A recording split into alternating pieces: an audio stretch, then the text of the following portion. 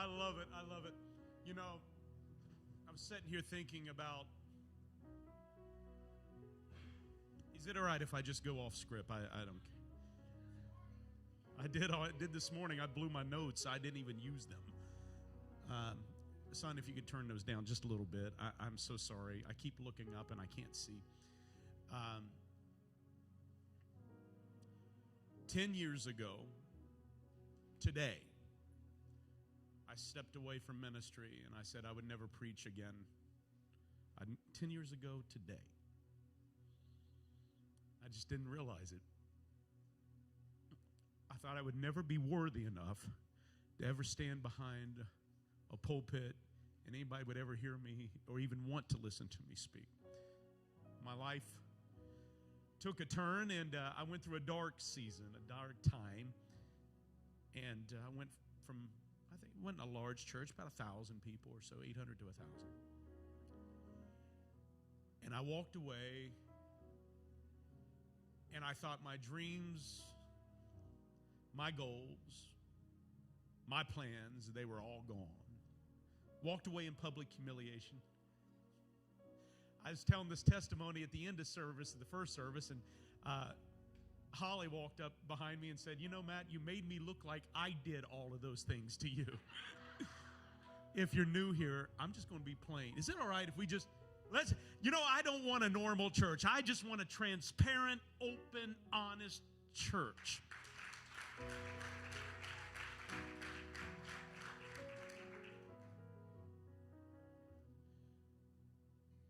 At one point, I was blackmailed. I was sued. It wasn't her. And if you're new here, by the way, that's my former wife, the mother of my children that led the music today. And it's because of the grace of God and my wonderful wife that said we want them all to worship. And we get along. It's weird. But after all, I think it's the way it's supposed to be, if I'm not mistaken. I mean, we're all part of the kingdom of God. We ought to be getting along here if we're all going to live in together in the by and by over there. And just a couple Sunday nights ago, well, let me back up.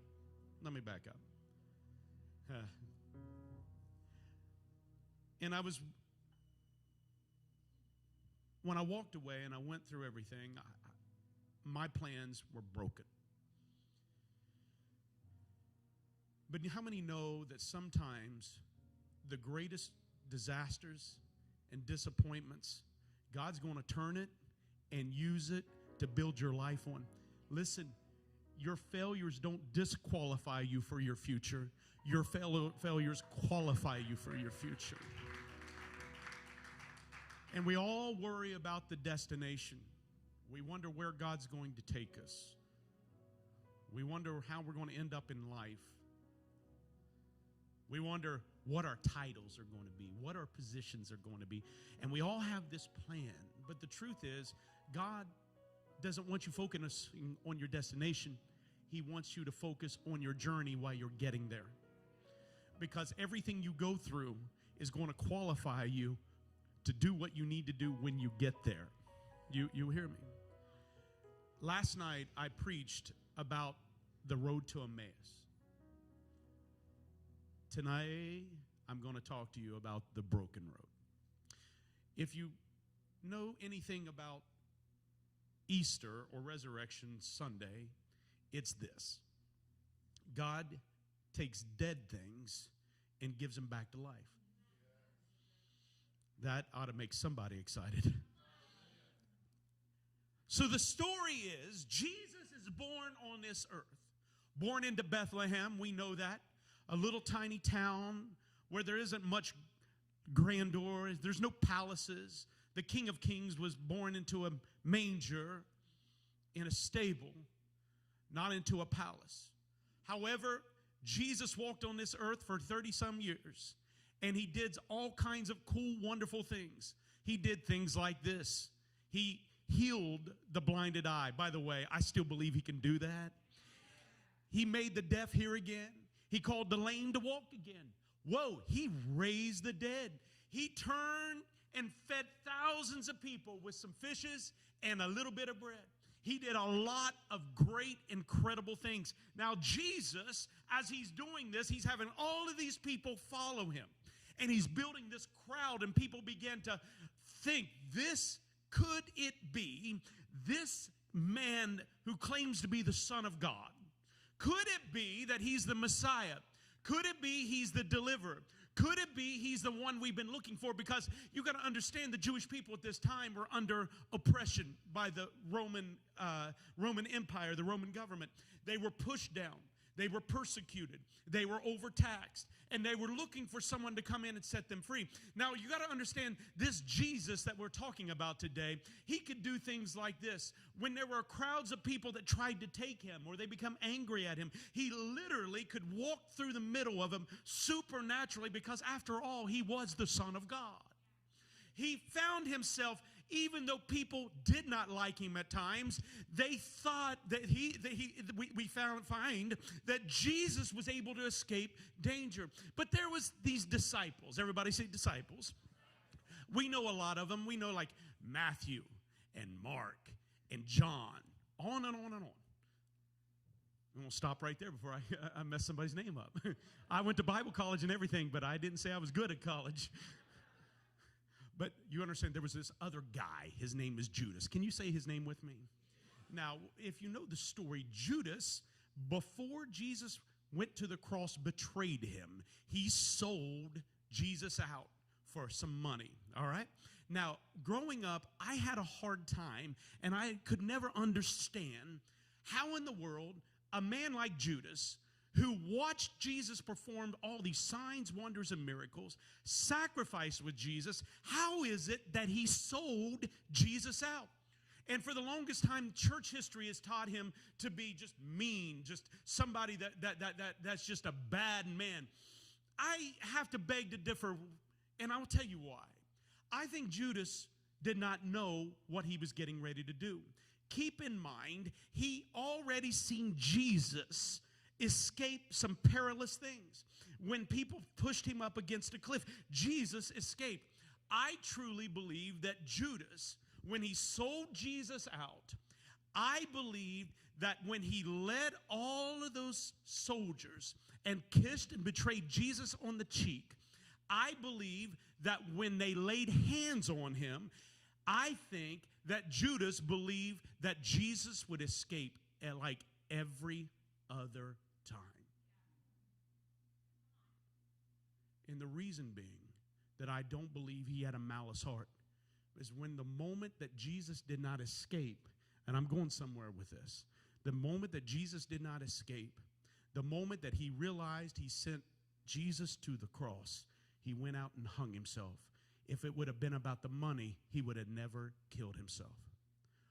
Judas failed to realize, even in the spite of his failures, God was going to use him. I want to tell you, even in the spite of your problems, even in the spite of bad relationships, even in the spite of everything we have, the power of Easter, God will redeem everything, every action, every word, and it's going to turn around and be for his glory.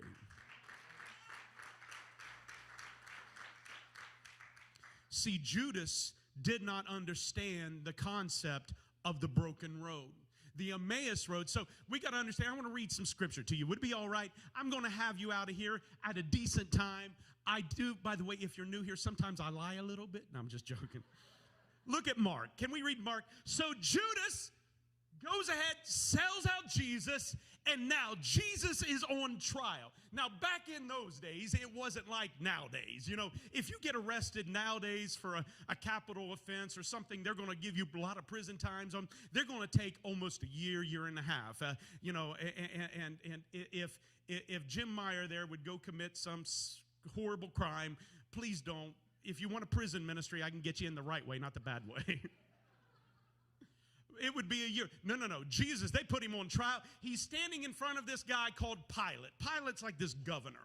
And Pilate says to the crowd and said, "Do you want me to release the King of the Jews?" Talking about Jesus. Everybody say Jesus. Verse 10. Now, I want to tell you something.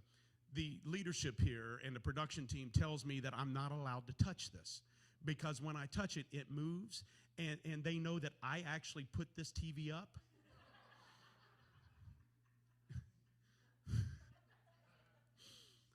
But here's one thing. Everybody, understand one thing. If you tell Matt Young not to do something, I'm going to do it. It's just in me.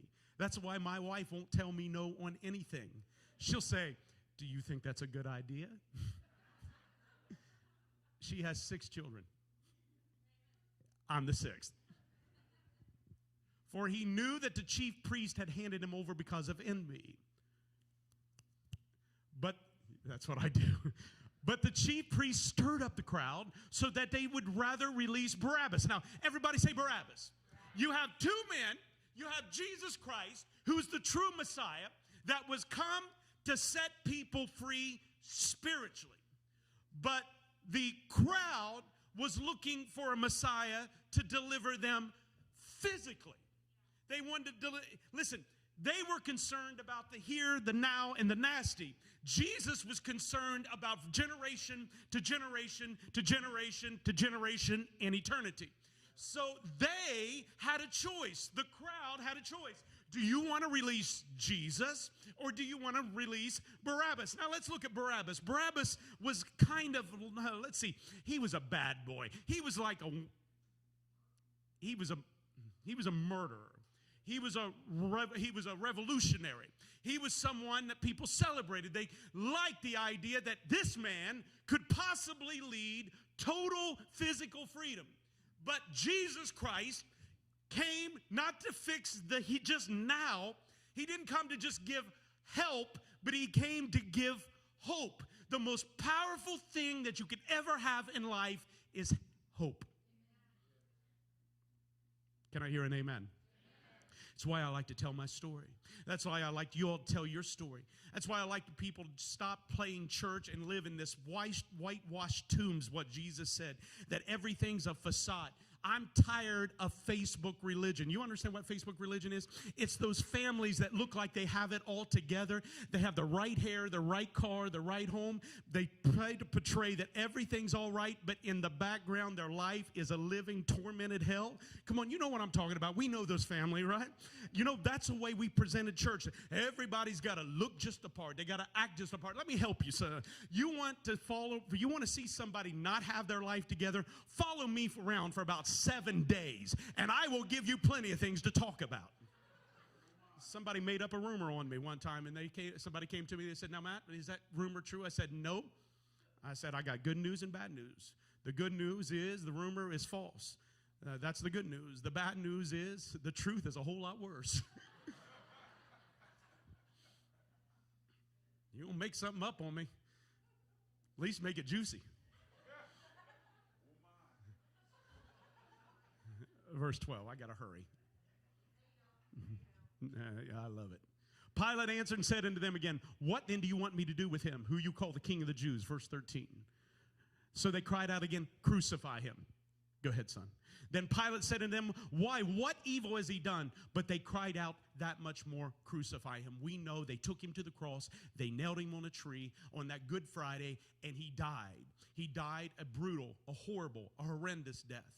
But it wasn't because they took it from him. They didn't take their life. He laid it down freely. Because any moment, the Bible said he could have called 10,000 angels and brought him down from that cross. But he stayed there because he loved you and I. And he wanted to give us not only help, because, listen, what Jesus had done up to that point, he gave help. He fed people. He healed people. He took care of people. That's wonderful. But what he did on the cross was give the greatest gift that we could have, the gift of hope.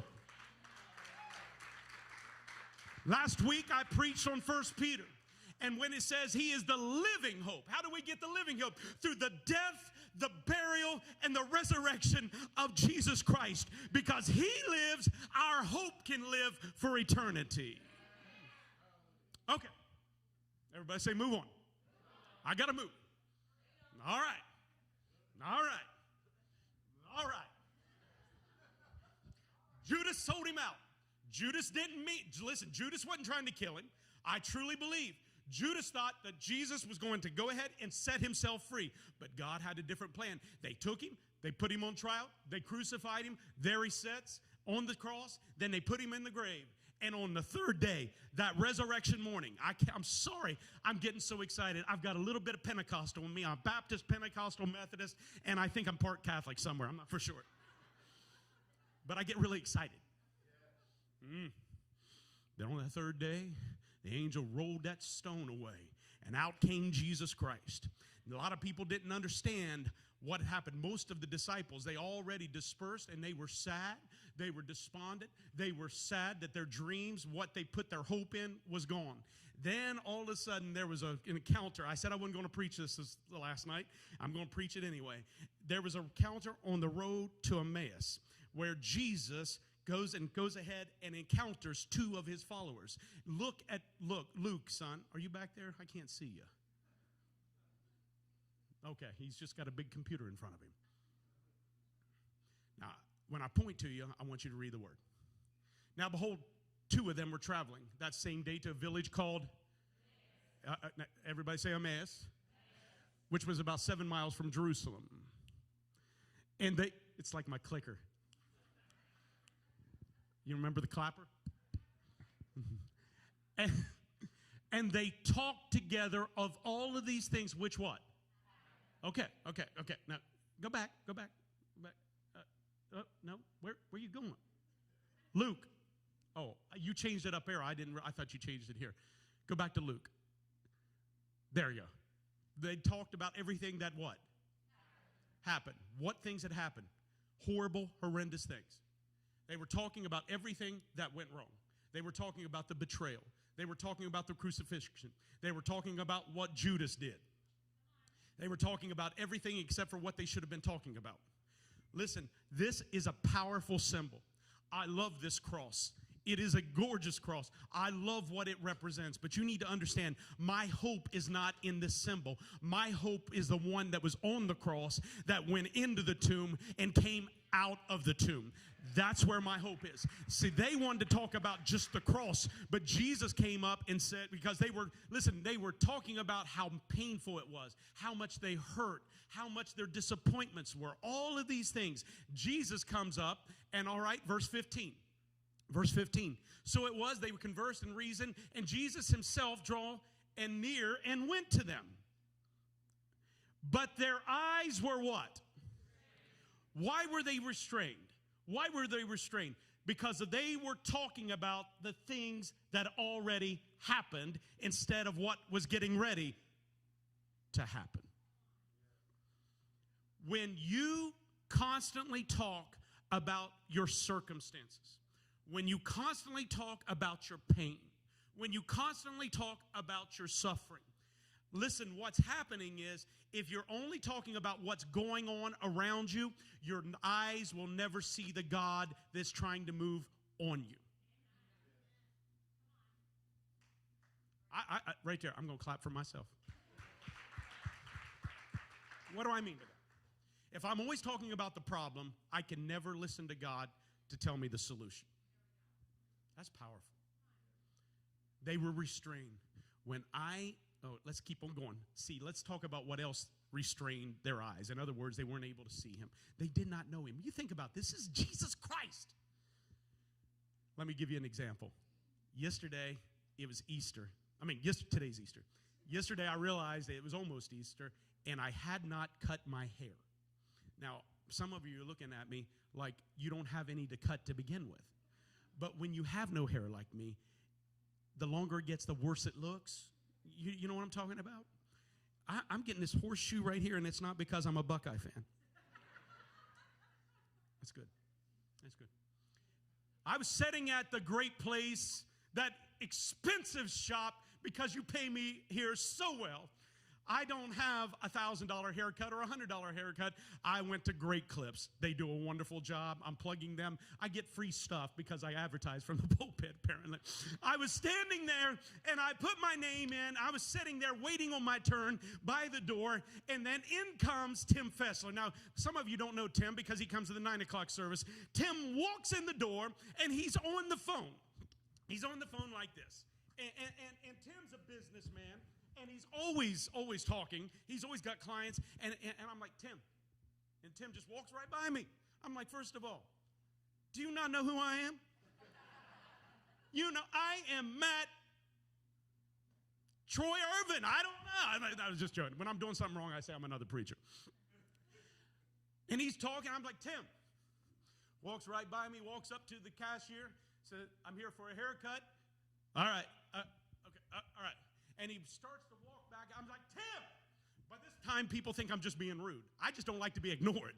And when he walks by me, I finally reach up, and I grab his arm, and I shake it. I say, hey, Tim. And he starts busting out laughing. Listen, I was in his midst, but because the conversation he was having with another person, he didn't even recognize I was there. When we constantly talk about everything that's wrong, we fail to recognize the presence of an omnipresent, omnipotent, delivering, saving, healing, providing God that's all around you and in you. All right. They were talking about what? Everything going wrong. Verse 17. And then he said to them, what kind of conversation you having with this one another as you walk around sad? Whoa, what was going on? They were sad. They were sad. How you know sadness, instead of looking at your joy, will restrain you from seeing the presence of God in your life. If you focus on it constantly. Let's keep going. I'm going to go quickly. Then someone said, if you're going to go quickly, start doing it and stop saying it. Then one of those answered to him, are you the only stranger in Jerusalem? And have you not known the things which happen in these days? Now listen, they're talking to Jesus. Jesus is the one that died. Jesus is the one that suffered. Jesus is the one that's betrayed. And they're looking at Jesus saying, well, do you not understand what happened? Look at this. Jesus said, look at this. He said, what things? Is anybody understanding the irony here? What things? What he was saying was, why are you worried about that instead of worrying about the promise that I gave you after you go through that? They said to him, no, this is good stuff. This is good stuff. I'm going in parenting mode right now. The things concerning Jesus of Nazareth, who was a prophet, mighty indeed, word before God and all to the people, verse 20, and how the chief priest and our rulers delivered him to be condemned to death and crucified. Now, this is good stuff right here. Now, verse 21, but we were hoping that, we were hoping, not we are hoping. Don't miss that. Because Jesus took another path. They thought their dreams and their hope was gone. Is anybody, all right. I love it when I'm driving. And all of a sudden you're going from point A to point B. And this happens in Adams County all the time. You're going down these roads. Who am I kidding? It's happening in Claremont County, especially out there on 32. The devil be a liar. I get lost every time trying to go home. Driving down the road, and all of a sudden you're playing on a path, and all of a sudden there'll be this thing called bridge out or bridge closed, and it says detour that way. Now, I want to tell you the way my mind thinks. I just really want to see if the bridge is out.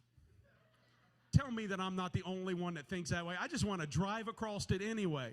But number one, you don't tell me no, because if you tell me no, I'm going to do it. It probably ought to say, suggested, don't cross bridge.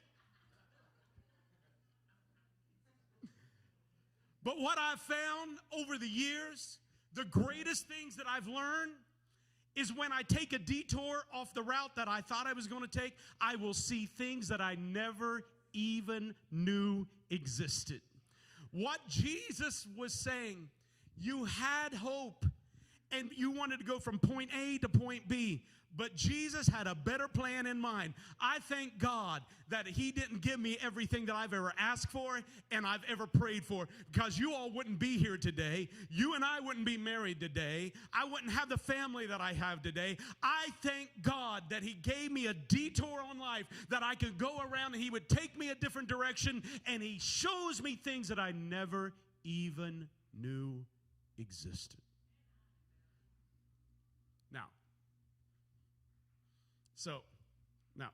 But they said, look at this. So they give all this stuff, and they said, besides all of this, let me help you. Let me give you some vernacular. What he was saying was, wait for it. You know, anytime anybody says wait for it, they're waiting for that big drama moment. Okay, somebody, they got to turn that down. Huh? You want it? Good luck. Now, who am I kidding? How many appreciate a children's church? They getting with it.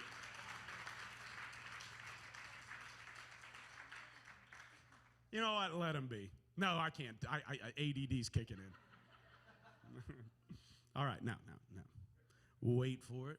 Wait for it. Wait for it. What they were saying was, you know what, Jesus, that was bad, but let me give you some more juicy gossip of how bad it is. Let me tell you, I think it's interesting. Jesus sat there and, okay. Really? You ever think God just said, first of all, when you pray and you believe God, it's okay to tell him what you need. It's okay to tell him what's going on. It's okay to tell him how you feel. But after you do that, shut up. Let me give you an example. I have an amazing 20-year-old daughter that sang on the platform just a while ago. And she is my firstborn. And she's the one I practiced on.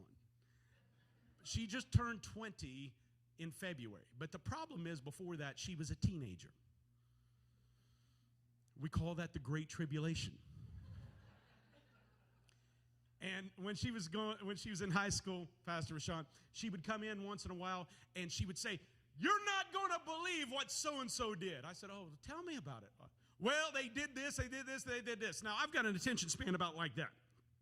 First of all, give me bullet points. Do not give me all the details.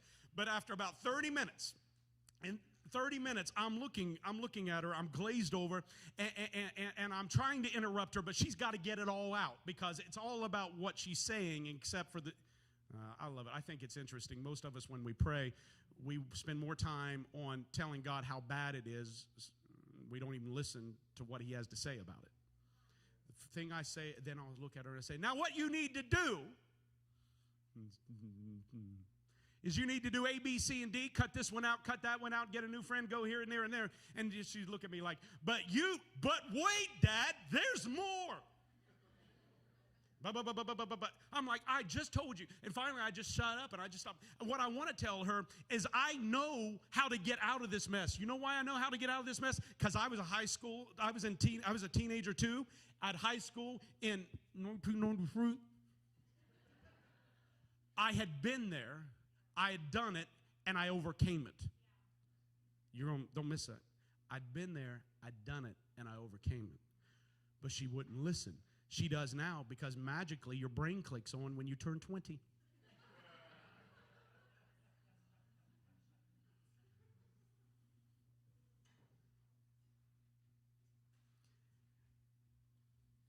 What Jesus was saying, look at this. Do not miss this. Do not miss this. The powerful story of Easter is the broken road. Holly, I'm going to need you for a second.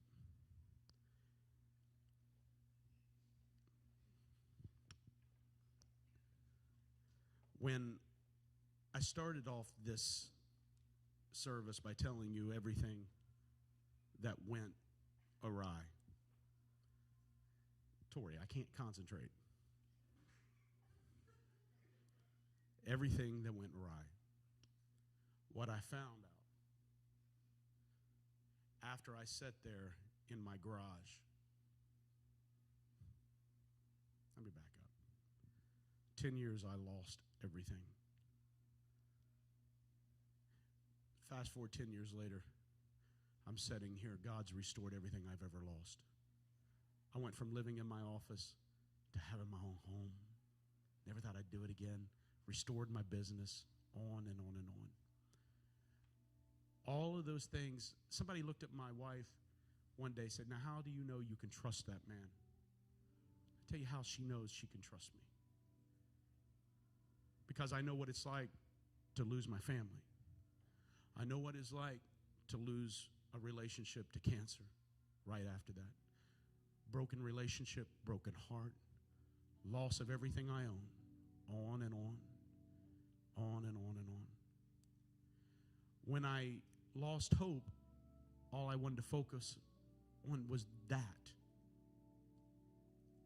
But when I realized that I gathered it all up, I took every broken dream, every hurt, I took it and I just lifted it up to God. I said, do what you're going to do, because this is not what I have my hope in. My hope is on what you did by coming out of that grave.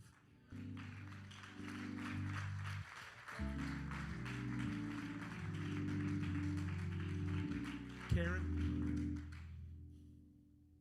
everybody's focused. I'm almost done. Everybody's focused on the destination. I hear people say all the time, I'm so lonely that if I could just find someone to marry, I'll never be lonely again. Ha!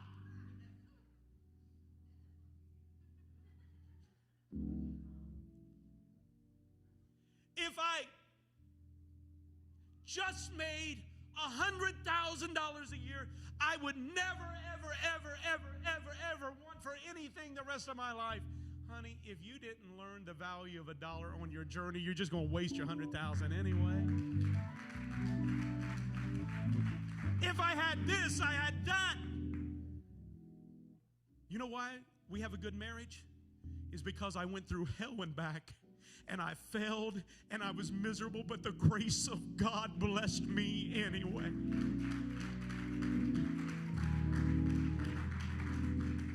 Do you know why I love this church and I love these people? I love you. You know why? Because there was a day I had a lot of people, and then everybody walked out, and they should have. I deserved every bit of it. I deserved it. But the grace and the mercy of Jesus Christ put my church family back together again. If it wasn't for my failures, my overindulgence in things, I'll leave that alone. When you come to my house, not that it's perfect, I'm just telling you how God is so merciful and full of grace. Your daughter, Kira, who's doing children's church right now, and responsible for all that noise. When you go through, I walk upstairs where her bedroom is, you could hear her playing Maverick City and worshiping the Lord in her room. When Preston gets in the shower, 30 minutes later he gets out, but first he puts on a whole concert for the whole house and singing to the top of his lungs about the love of Jesus Christ.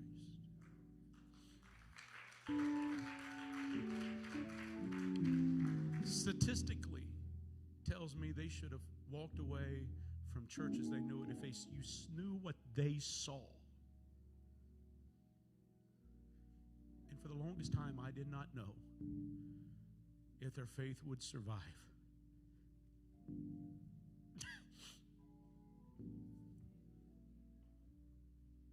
I had one of them in counseling, but then again, if I was your dad, you'd probably need counseling too.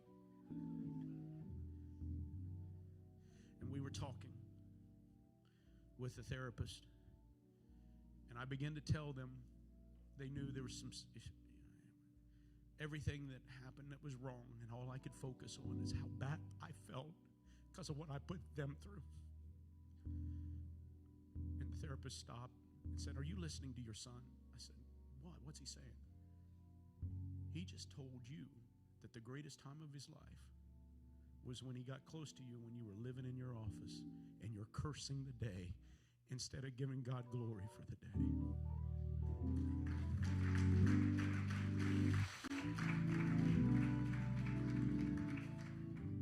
Because he lives, our hope lives.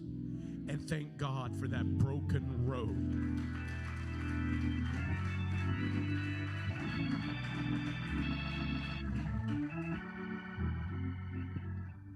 Years ago, they released this country song, and yes, I'm going to play a country song. I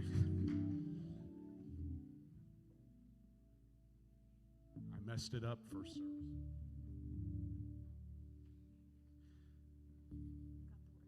You got the words. She told me, everybody say hi, Holly. Is this transposed? Okay. I'm going to teach it some bad habits. Holly said, make sure you tell him I'm not the one that followed you around and blackmailed you.